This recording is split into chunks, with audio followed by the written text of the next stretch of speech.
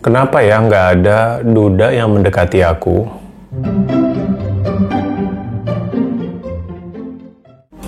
Halo, ketemu lagi dengan saya, Om Piring, di Curhat ke Om, di mana kita akan membahas santai aja email-email curhatan kamu.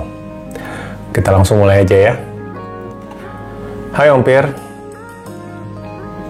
aku ingin merilis apa yang tak dapat kuceritakan secara gamblang ke teman-teman aku ya. Oke.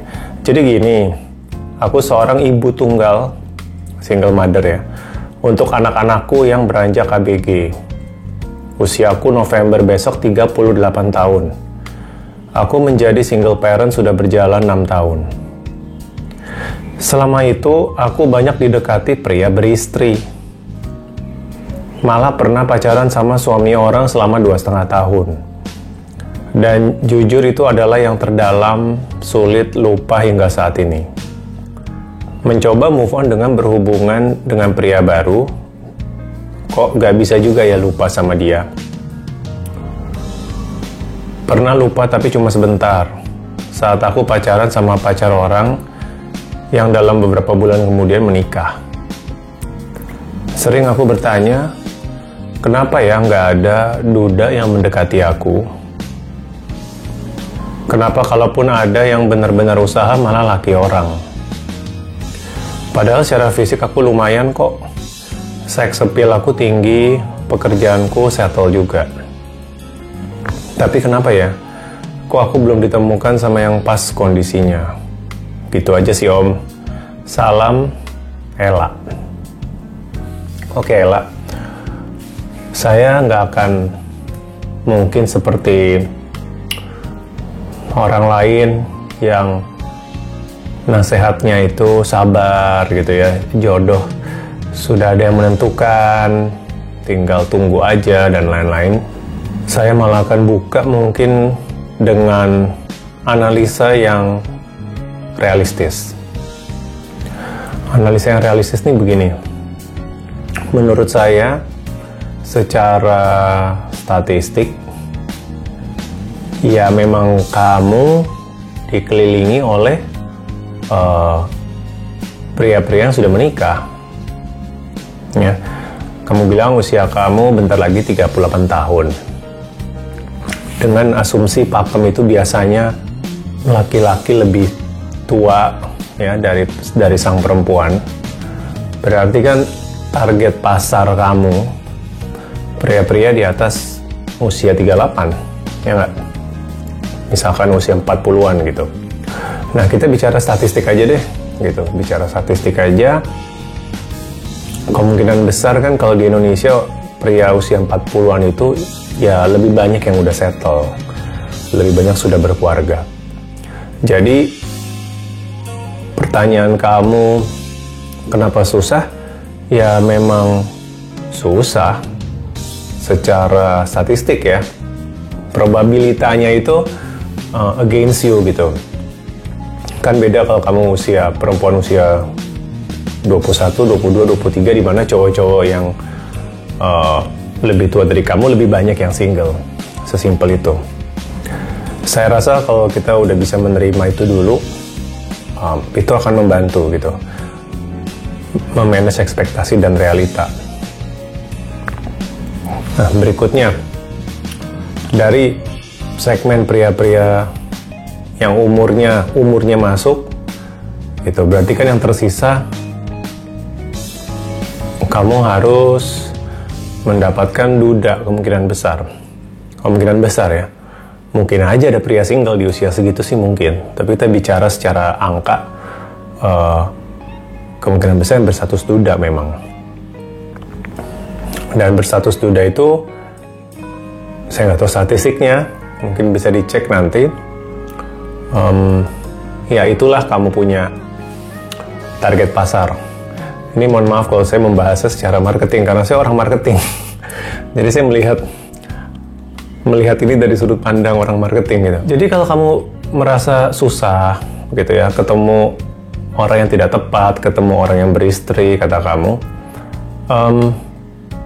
yang pertama jangan menyalahkan diri kamu, atau menyalahkan nasib.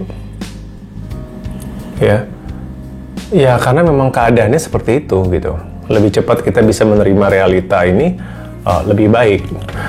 Kalau gitu berikutnya gimana dong? Nah, berikutnya ya berarti kan bagaimana caranya kamu bisa ketemu duda, ya kan? Duda atau pria yang single gitu, yang memang belum pernah menikah sampai di usia segitu, atau bisa jadi ketemu pria yang lebih muda gitu. Tapi saya kan nggak tahu ya, kamu nggak bilang kamu oke atau enggak hubungan serius dengan pria yang jauh lebih muda misalkan. Jadi itu opsi-opsi kamu.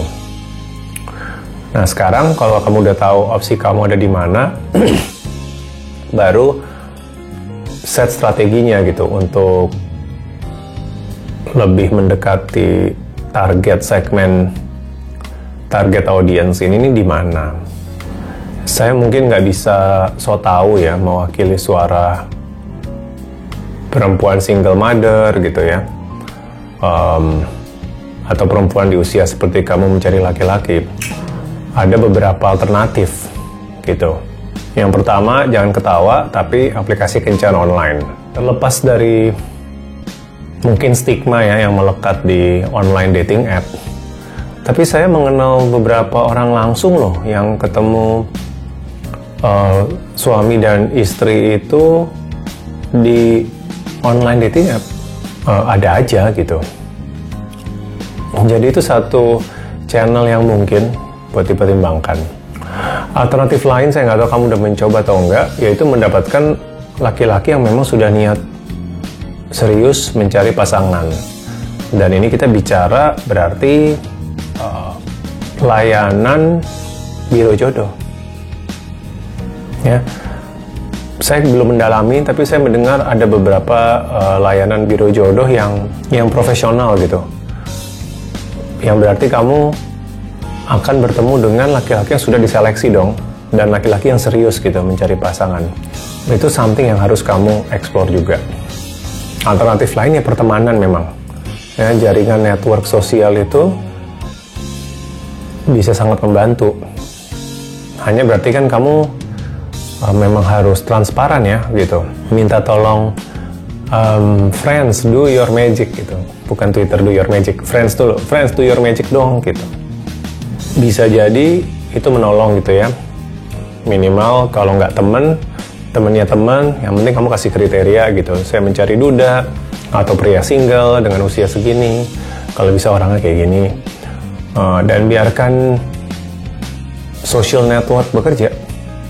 Bukan social media ya, social network. Tapi terakhir sekali yang saya pengen angkat itu begini.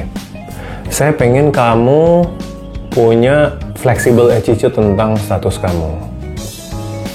Maksud saya begini, jangan sampai kamu punya belief yang sifatnya absolut, yang bunyinya kira-kira begini, saya harus bertemu dengan pasangan hidup, ya, saya harus gitu. Takutnya kalau kalimat itu tidak pernah kita challenge ya, saya harus punya pasangan hidup, suami baru, ini nanti yang bikin kita jadi kepikiran gitu ya, jadi beban, jadi stres, jadi merasa gagal. Nah padahal sebenarnya kata siapa gitu, kata siapa semua manusia di bumi ini harus ketemu dengan pasangan yang ideal untuk dia. Gak hanya ketemu pasangan loh ya, tapi harus pasangan yang ideal untuk dia. Mungkin membantu kalau Ella itu punya attitude yang lebih fleksibel. Misalkan, ya asik sih kalau bisa ketemu pasangan hidup baru, ya tentunya sangat menyenangkan. Tapi seandainya saya tidak ketemu, itu bukan berarti saya menjadi orang yang lebih rendah atau tidak komplit. Kalau saya tidak punya pasangan nanti, bukan berarti hidup ini buruk atau hidup ini bencana gitu. Ya, ini yang disebut dengan flexible attitude. Jadi mau punya pasangan nggak? Mau. Tapi seandainya tidak bertemu, ya saya masih menjadi manusia yang komplit. Hidup saya masih bisa indah. Tidak tergantung hanya dengan satu faktor pasangan hidup saja. Saya pikir kalau Ella nanti punya fondasi ini ya, flexible attitude, itu lebih santuy gitu. Nyari pasangan juga nggak tergesa-gesa. Kalau pas lagi periode jeda juga nggak kepikiran terus, dan ya berusaha itu dengan lebih ikhlas. Tapi tentunya tetap berusaha ya, seperti yang tadi saya bilang, berbagai opsi, mencoba ketemu pasangan hidup baru.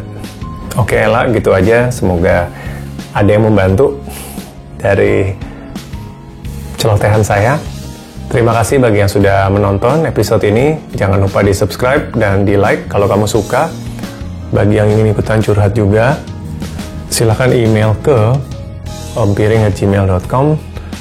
Tuliskan subjeknya curhat. Jangan terlalu panjang, kalau nggak saya nggak akan baca. Dan sertakan identitas yang ingin kamu tampilkan. Ya. Bisa identitas sebenarnya atau samaran dan kota tempat kamu tinggal. Oke, tetap sehat semuanya. Bye-bye.